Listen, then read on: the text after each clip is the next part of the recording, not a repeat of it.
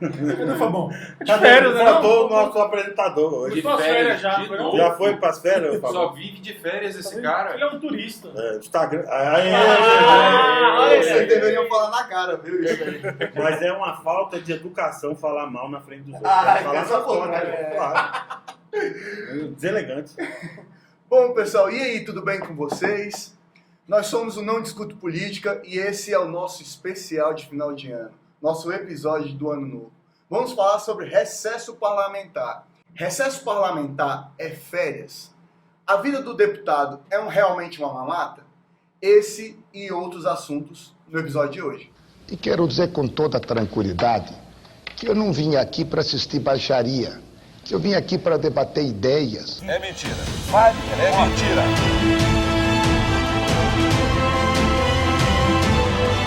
O filhote da ditadura! Não, senhor! Aqui se não lhe dou a palavra!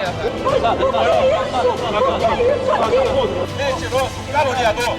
Caluniador e mentiroso. Ouça calado aí. Desequilibrado! Malufista! Se você está inventando agora... Canalha você, por favor. Então, caluniador. Pausa para os nossos patrocinadores. Então vamos lá. Gabriel, o que é o recesso parlamentar e quais as suas semelhanças com as férias? Excelente pergunta, Fábio. O recesso parlamentar é o período em que o parlamento ele interrompe a sua atividade fim, ou seja, a elaboração de leis e fiscalização do executivo. Seria um período dito como férias para os deputados, o que na verdade a gente sabe que não é bem verdade, que deputado não tira férias, né? O período do trabalho legislativo ele ocorre de 2 de fevereiro a 17 de julho, então a partir de 17 de julho até a retomada, que é em 1º de agosto, eles estão em recesso. E novamente em dezembro, 22 de dezembro, eles entram no recesso e retomam novamente em 2 de fevereiro. Então, em tese, para você, trabalhador, é de ficar com inveja mesmo. Eles têm em torno de 45 dias do chamado férias, né? Mas, de fato, o parlamento não para, né? As funções de Estado, elas continuam existindo, então a gente não tem aquelas funções estritas, né? Vai ter a sessão, ordem do dia, etc e tal, mas vai ter a função do poder existindo.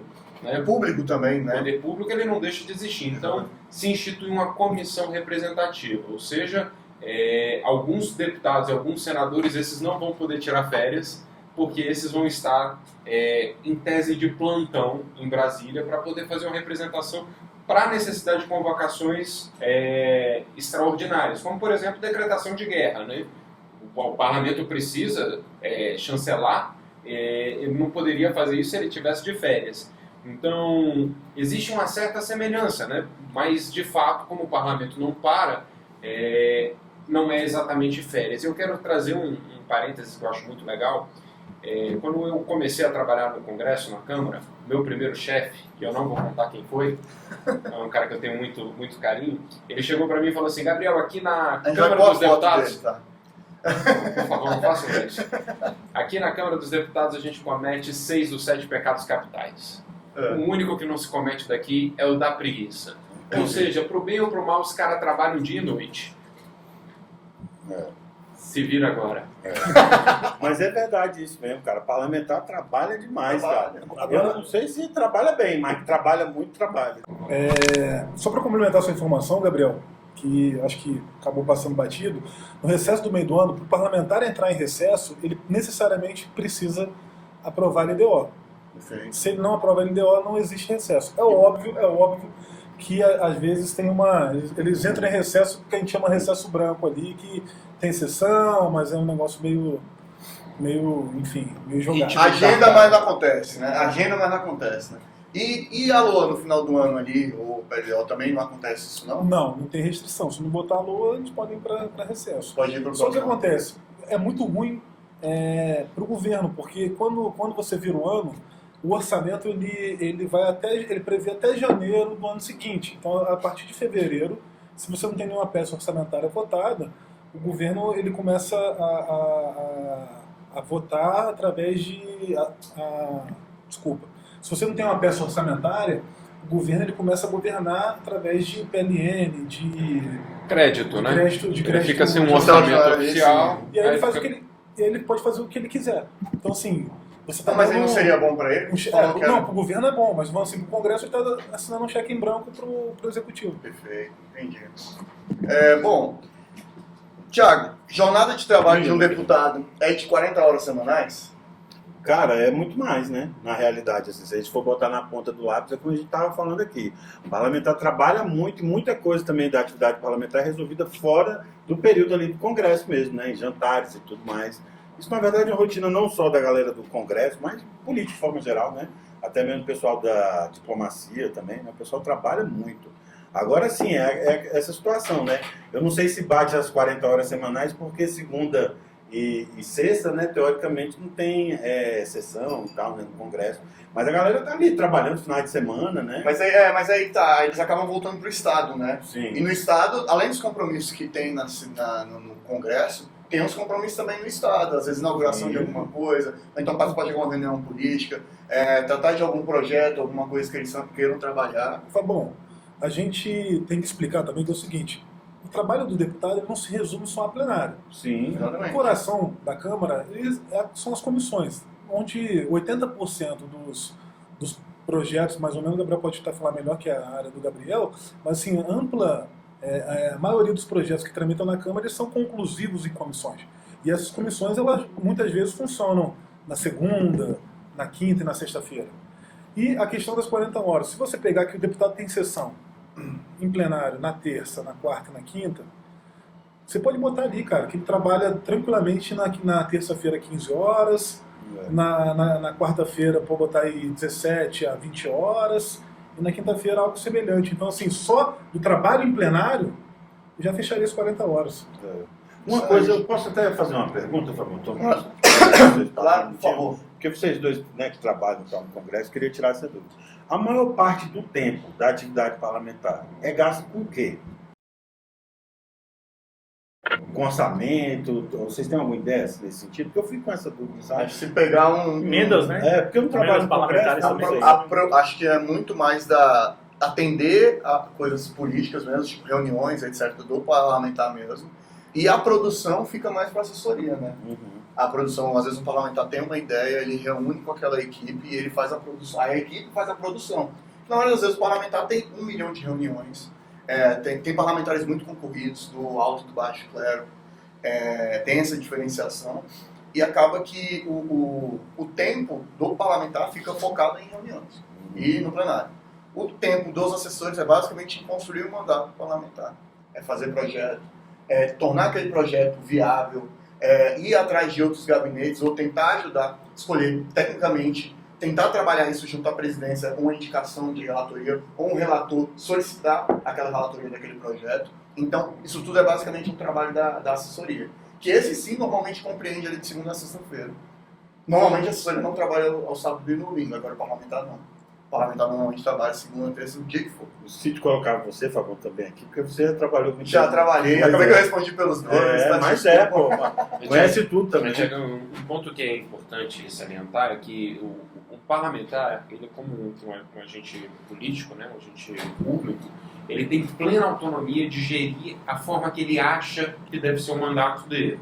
Isso faz com que é difícil a gente dizer um modelo standard do que seria a atuação de um parlamentar, né? Porque a gente tem vários outros critérios, né? Por exemplo, um parlamentar que tem a base tradicional municipalista, que é aquele cara que negocia muito com o prefeito, com o vereador, não sei o quê, esse cara trabalha 24 horas por dia sem parar. Ele não para um segundo. Agora, o cara que é um parlamentar de voto de opinião, principalmente esses das novas celebridades que a gente vê, esses caras não necessariamente trabalham 24 horas, trabalham muito também. Mas eles conseguem ter um controle da agenda que depende, às vezes, só dele. Enquanto o parlamentar municipalista depende dos outros. Então você tem um pouco dessa divergência do perfil de como se dá a agenda deles. E existem uns períodos também, né? Durante o período da discussão do orçamento, é óbvio que todo o esforço daquele parlamentar vai estar na construção das peças orçamentárias.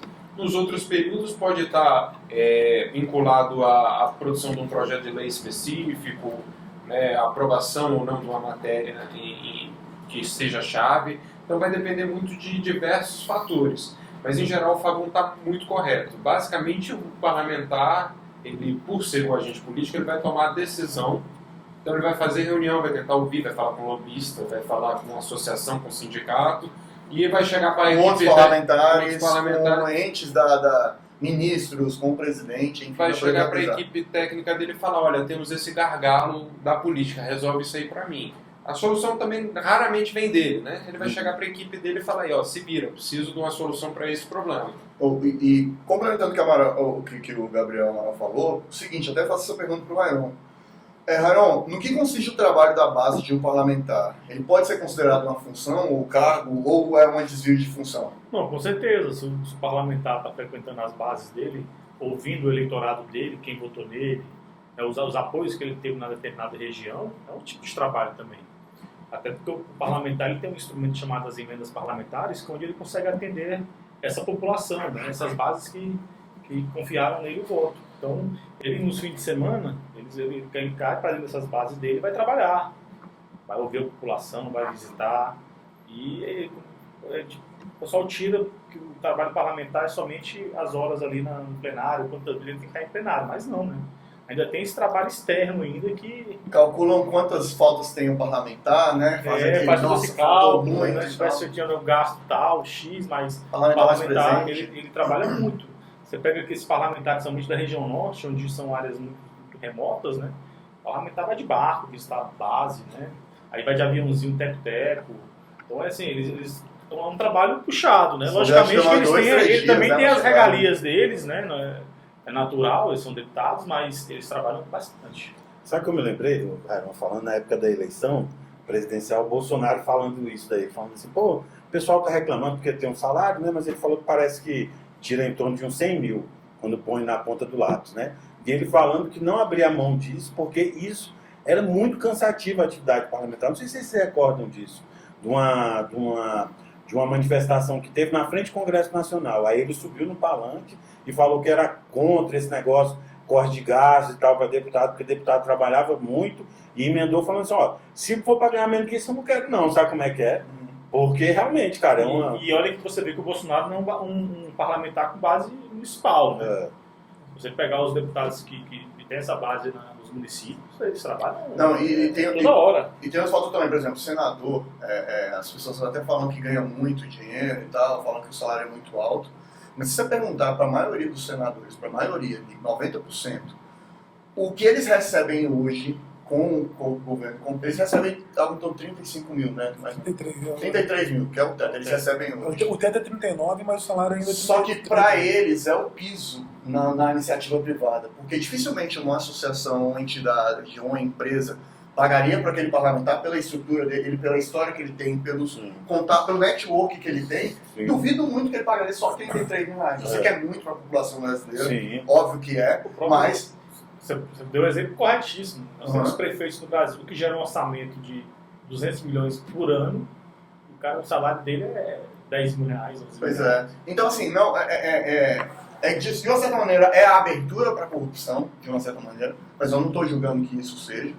Mas, ao mesmo tempo, é um ponto de inflexão para as pessoas pensarem, pô, às vezes o parlamentar está ali, tem todas as regalias, porque, na verdade, é dividido com um gabinete, todos aqueles custos, custo do transporte, uma série de coisas que não é barato. Você pegar um avião e sair daqui para ir para Manaus é caro, precisa de Brasília.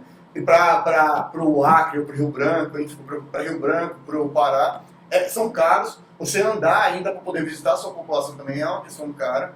Para fazer a representatividade valer a pena é caro. E às vezes o cara troca ali aquele mandato, porque como a gente tinha falado em um outro aí, o poder seduz, isso é verdade. Mas a maioria dos parlamentares ali, se fosse trabalhar nessa iniciativa privada, talvez ganhariam muito mais do que ganham no Senado. Então, de certa maneira, é para a gente valorizar um pouco mais o trabalho parlamentar, mas ao mesmo tempo ficar mais de olho, julgar, controlar um pouco mais, mas de uma maneira mais qualificada, para achar que o cara não faz nada. Né? E Fábio, a gente ser bem claro que o deputado ele recebe o salário de 33 mil. Uhum. Todos os deputados têm uma verba para contratação de pessoas no valor de 100 mil reais, 107 mil reais.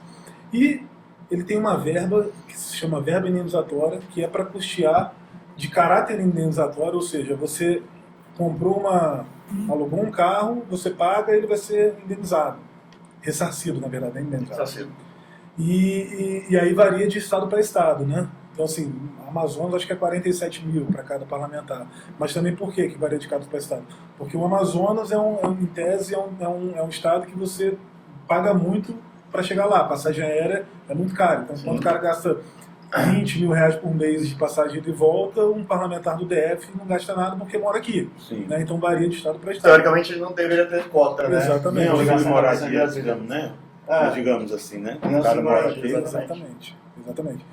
E aí, eu esqueci o que ia falar o resto. Mas eu já vou aproveitar. Foi eu Já que vou eu achei, aproveitar que cara. você Devia ter esqueceu. falado Já assim. fazer a outra pergunta. Você quer aproveitar para falar? Não, eu só ia falar, cara, que eu acho que o problema não é a questão do salário do parlamentar, o custo que ele traz. Ao meu ver, o problema é essa lógica que acontece muitas vezes na política, dessa separação que existe entre os interesses do Congresso e os interesses da sociedade, de forma geral. Porque, de uma certa forma, eu acho, minha visão, o parlamentar tem que ganhar bem mesmo, sabe? Pô, é difícil chegar lá e tal. Mas olha que interessante, né? A gente faz agora um paralelo. O parlamentar a nível federal ele trabalha muito. O nível estadual trabalha médio. Mas o municipal, cara... É muito pouco, né? Depende do município. Não, falando a nível geral. Nível geral. 90%, né? Você vai tirar as capitais, os municípios grandes e tal, passa para um município pequenininho. O cara se reúne a maioria é 6 sessões. uma vez por mês. O máximo né? é 6 sessões por mês. A maioria é 6 sessões por Fora mês. que ganha às vezes 7, 8, Fora 10, 12 isso. mil reais. Fora isso, não tem tanta Por produção. isso, Iron, Porque a produção legislativa do Congresso ele é muito grande. sim, No sim. Estado ela é muito grande, mas a nível municipal, fora as capitais, os municípios maiores, é pequeno, cara. Eu particularmente eu vejo como um grande problema, vou até levantar uma polêmica aqui, mas vejo como um grande problema as câmaras municipais em município muito pequeno. Eu defendo vejo essa que o tese custo é também, muito cara. alto para uma produção, e na maioria das vezes se pegar 90% dos projetos são inconstitucionais. Nós falamos disso no episódio do orçamento, né? Eu acho O custo até... é muito caro para pouco Muito exame. caro, exatamente. Porque se de um lado tem a questão da representatividade, né, que é legal você ter a Câmara de Vereadores e tal, tudo mais, mas do outro, cara, a gente precisa analisar isso mesmo de fato. Tiagão, eu acho que esse é o grande ponto para o nosso debate aqui, quando a gente fala assim, do recesso do parlamentar. É porque, às vezes, se a gente considerar a produção legislativa em si, a gente está pagando caro pra caramba, cara. Estamos pagando muito caro, né, cara? Mesmo no caso do nível federal, que tem uma produção boa, os caras ganham 33 mil, mais 40 e pouco mil de indenizatório, mais 100 mil de equipe, é um custo caro, né? Só que aí eu teria que considerar o valor dele como representante. Aí sim é barato.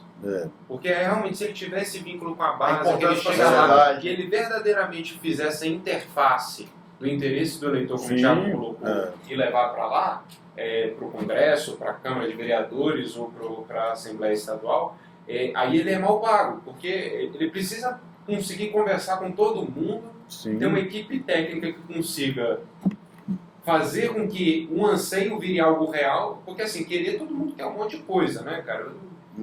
Como diria aquele ditado nosso, de graça tem injeção na testa, né? Mas como você, equipe técnica, vai fazer com que a injeção na testa chegue para as pessoas de graça? Então, você tem essa interface, que é essa aí, na minha visão, eu acho que eles são mal pagos.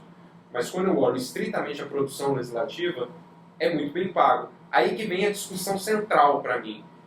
Eu, quando contrato um parlamentar, é para atividade legislativa e fiscalizatória ou pela atividade da fiscalização? Da fiscalização não, da representação. Porque se for na produção, eu estou insatisfeito. Se for pela representação, eu posso ficar satisfeito. Não quer dizer que eu estou. Mas eu posso ficar satisfeito. Realmente então, é um cálculo eleitoral. Assim, político, pelos dois, né? Porque se não fosse pela representação, a gente botava aqueles 200 milhões de, sei lá, 100 milhões de eleitores para votar. Então, assim, esse cara ele representa uma parcela da população, pô. Que é uma tarefa muito relevante e importante, né? Claro. E quando a gente coloca nesse aspecto da representação, aí a gente vê que não existe férias. Porque o eleitor não vai parar de ligar pro deputado, pro vereador, porque ele está no recesso. Duvido se alguém não vai questionar ele. Se ele estiver comendo num restaurante, se o cara, vem cá, vai acontecer ou não vai? Hoje você anda na Câmara dos Deputados, você vê os gabinetes dos deputados lotados de demandas municipais. vereadores, prefeitos em busca de emenda, em busca de algum recurso, principalmente os municípios que são mais carentes, né? Eles são sedentos por recursos. O parlamentar é quase um gestor de demanda, basicamente, né? É um gestor de demanda, porque ele é bombardeado de pedido, é isso mesmo. Não, e assim, que nem o Raul falou, você tem município micro que às vezes não tem nem necessidade de por que está existindo o município. Mas assim, o cara só consegue asfaltar a rua porque um parlamentar vai lá dar uma emenda, porque senão o cara não consegue asfaltar uma rua. Não consegue. É uma coisa que é interessante a gente perceber, que assim, toda decisão política ela é muito complexa, cara. Eu mesmo não gosto muito de política quando vem com soluções muito fáceis, sabe? Porque tudo tem essa complexidade mesmo, que a gente está falando. Todos os aspectos, todas as decisões têm um lado e outro. Geralmente, lembrei aqui do grande presidente Kennedy, que eu gosto de falar do Kennedy, né, velho? É porque, eu conto por quê? Porque o Kennedy era bom de governo, né? Mas o Kennedy ele falava muito isso, que, na verdade, política é você escolher entre a menos pior decisão.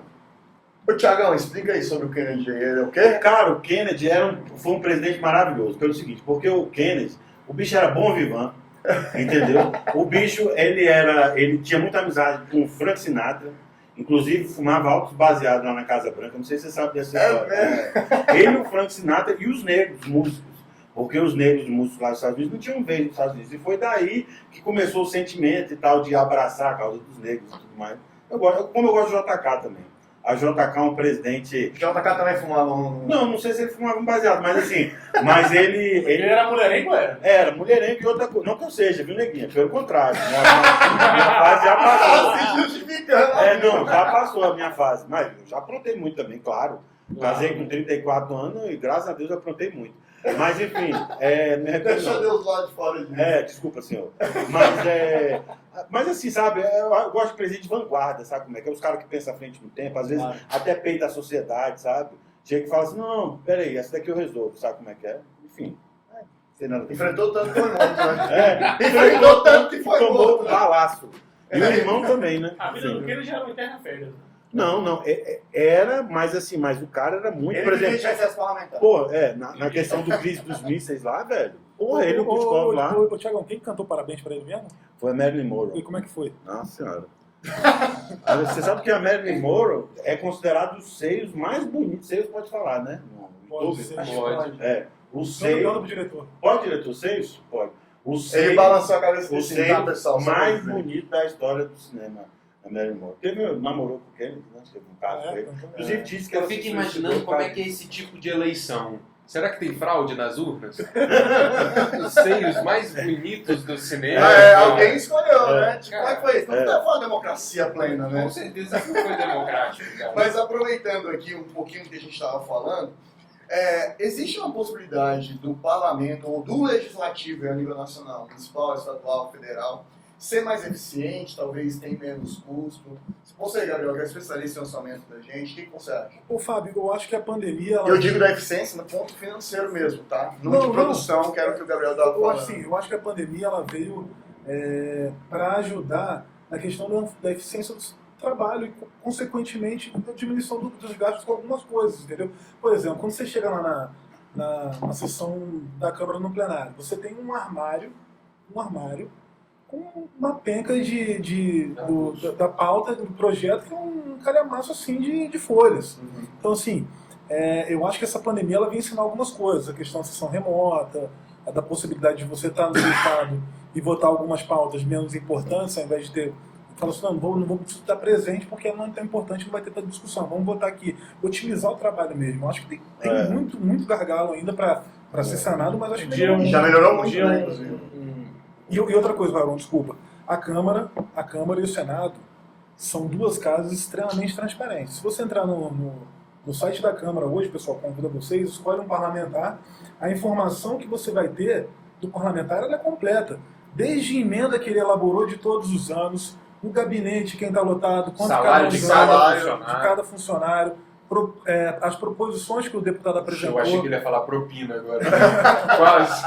Ufa, ainda bem. As proposições que o parlamentar apresentou, a presença em comissões no plenário, o discurso que ele fez. Então, assim, é um site transparente e de fácil acesso. Entrando na proposta, né, para melhorar a atividade parlamentar, né? Você pega os municípios pequenos, que tem 9 vereadores, e você reduzir esse quantitativo de vereadores para 7. Só aí você vai reduzir a questão orçamentária e 7 vereadores eles vão trabalhar o mesmo tanto que trabalham 9. Uma redução pequena e que vai dar um grande impacto. E Raimundo, aproveitando, existe algum mínimo, por exemplo, um município com 10 mil habitantes já pode ter uma Câmara Municipal de Não, Vereadores? todo município tem. Agora, de acordo com a população, você pode aumentar o número de vereadores. É facultativo, é discricionário. Então agora a Constituição prevê isso. Então, por exemplo, um município com 70 mil habitantes, ele pode já ter 13 vereadores. Entendi. 15 vereadores. Então, a Constituição ela prevê o máximo que cada município pode ter. Então, a partir de quantas pessoas existem no município? E não é um povoado, por exemplo? Não, aí é quando o município é emancipado. E como é emancipação, Você tem município aí tem com 500 processo. habitantes, Fábio. Você não tem não é um Acho que número. no Brasil o menor é Fábio, 800 habitantes. a gente tem esse problema de criação, fusão e emancipação de município, que ensejou até uma ação direta de inconstitucionalidade. Então não pode se criar e emancipar município no Brasil até que se aprove uma lei complementar que regule isso. No governo Dilma, o Congresso aprovou 2 vezes, a Dilma vetou 2 vezes. Porque no entendimento no governo Dilma era que era contra o interesse público. Porque quando você pensa na proposta, você pensa na ideia da fusão, como o Thiago já falou em outros programas, a gente junta alguns municípios pequenos e vira um só.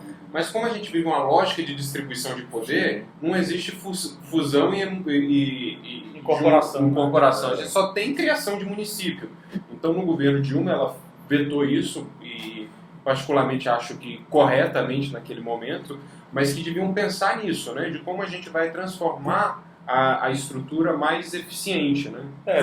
Só pegando aqui no entorno, a maioria dos municípios no entorno são 15 vereadores. A governabilidade do prefeito tem que negociar com 15 vereadores. É pesadíssimo para ele, pô. Então, a redução é extremamente importante. Vou dar exemplo aqui, Valparaíso está aqui do lado. Lá tem 140 mil habitantes e tem 13 vereadores. Só fazendo parênteses, Municípios menores tem 15. Só fazendo parênteses, a gente ainda está em Brasília, tá? Mas se você quiser convidar a gente para ir para outra cidade, a gente vai, viu? Isso aí, Tomazone. Muito bom. Eu queria aproveitar esse gancho aí do que podia fazer para gerar maior eficiência, porque, na minha modesta opinião, gerar eficiência não tem a ver com gasto. As pessoas gostam de criar essa ideia de Estado-empresa, né? Vamos reduzir o máximo do custo possível para produzir mais. E eu vejo que a lógica do orçamento público tem que ser o contrário. O que foi colocado eu tenho que gastar tudo e gerar mais resultado possível. Sim. Então, eu acho que a gente devia pensar nessa perspectiva, né, sobre inclusive sobre o recesso. Né? O recesso gera algum ganho? Qual é o benefício real que tem a gente ter um recesso parlamentar? Como sociedade, né, para a produção legislativa, realmente é bom dar um período para o parlamentar parar de discutir, ou às vezes, o que eu advogo há algum tempo, né, de que a gente podia organizar sessões em semanas cruzadas. Né? O cara tem uma semana para ficar na base dele e uma semana em Brasília. Eu acredito, não tenho uma base estatística de referência nisso, que a gente poderia aumentar em muito a produção nos dois lados, assim. Porque imagina a agenda de um parlamentar. Que loucura, cara. Porque às vezes a gente esquece de pensar isso. O cara chega em Brasília terça-feira, mais ou menos, na hora do almoço. É a hora que ele chega em Brasília. Ou seja, dependendo da região que foi, ele já saiu 6, 7 horas da manhã e perdeu aquela manhã.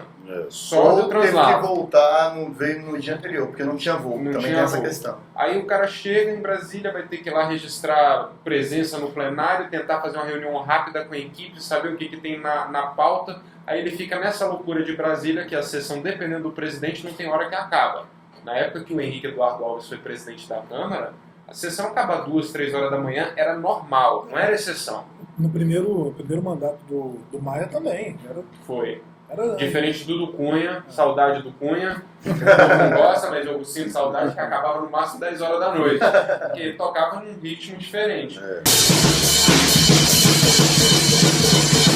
Mas o cara fica lá até 2 da manhã, no outro dia ele tem reunião de comissão, ele tem que estar cedo para voltar a sessão à tarde e vai ficar até 2 horas da manhã de novo. Quinta-feira de manhã ele tem uma sessão mais rápida, ele pega voo e vai para a base. Então ele chega na quinta-feira, no fim do dia, na sua base. Mas aí a atividade dele, que mantém ele no cargo que é eleitoral, começa. Sim. Porque o eleitor mesmo, ele não está nem aí porque o cara está votando ou não. Quer dizer, se o cara está dormindo ou não. Tem aquele estigma, né? Não, vereador, deputado, ele não faz nada. E aí esse discurso pegou, né? A mídia também ajudou muito isso, né? Ajudou bastante para a metade da população ser parlamentar. Você sabe por quê? Vai ser vagabundo. Eu acho que quando o político é bom, a mídia não dá. Agora, quando o cara faz uma merda, a mídia dá uma visibilidade absurda. Então, se criou essa pecha do político ser corrupto e vagabundo. No bom sentido. Não sei se... Vagabundo... Vagabundo é legal. Gabriel, vagabundo bom sentido. Tudo vai. Não gosta de trabalhar. Gabriel, eu fiz um comentário uma vez na CBN sobre um deputado que durante um ele tinha que estar participando da comissão, e a comissão era remota. E na hora da sessão da comissão ele estava atendendo a base de determinado bairro, determinada localidade. E aí a pergunta foi questionando isso, né? E também falou dessa questão do voto das sessões remotas, né? Eu falei, olha, pode até ter, como você falou, sessões pequenas. Mas a sessão mesmo, o parlamentar não vai abrir mão de estar lá não, cara. O parlamentar gosta do debate. Você não vai conseguir debater com o cara uma telinha lá no computador, 513 telinhas lá para fazer a votação, você debater com o cara. Eu acho que nesse aspecto da eficiência, que é um gancho maior, né? Talvez a grande reforma que a gente podia trazer era tirar essas coisas protocolares que o parlamento tem que botar. Nome de rua.